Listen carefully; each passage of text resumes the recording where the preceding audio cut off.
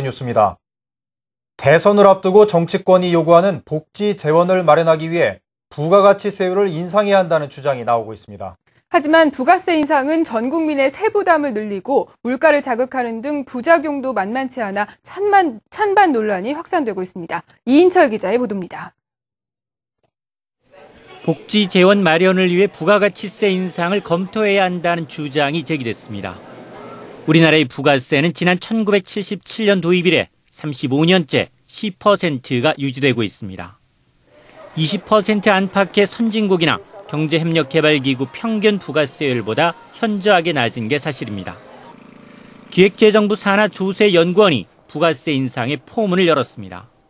우리나라 같은 경우는 서구 선진국하고 다르게 부가가치세 부담이 소득에 비해서 거의 비례적으로, 그러니까 이제 소득의 높고 낮음의 차이 없이 평균적으로 소득의 일정 부분 비율을 부담하는, 그래서 소득에 대해서 이제 중립적인 비례적인 그런 모습을 보이고 있습니다.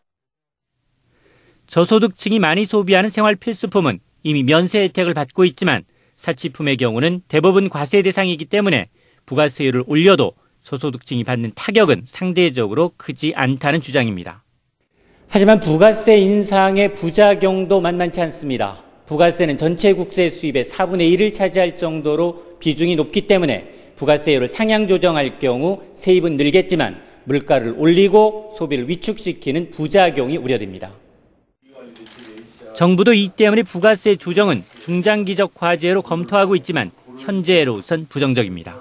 가난한 사람까지 다 내야 되기 때문에 그거를 많이 늘려서 하겠다는 거는 조금 안 좋지 않을까 하는 생각이 들고, 그게 더 나아가면 경제 전체의 소비 수준을 낮추기도 하고 이렇게 가지고 소위 그 경제 매크로 경제에도 거시 경제에도 또 단기적으로 좋지 않은 영향을 미칠 가능성이 있다. 경제 성장이 담보되지 않은 상황에서 보편적 복지는 유럽 재정위기의 전철을 답습할 것이란 우려도 팽배합니다.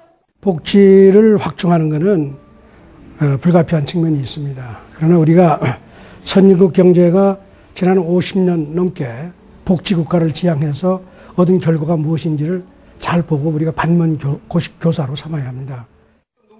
표심 잡기에만 급급한 정치권의 복지 포퓰리즘 정책을 전면 재검토하고 우리 실정에 맞는 복지 정책을 수립하고 서민들의 부담을 최소화하는 정책적 배려가 필요해 보입니다.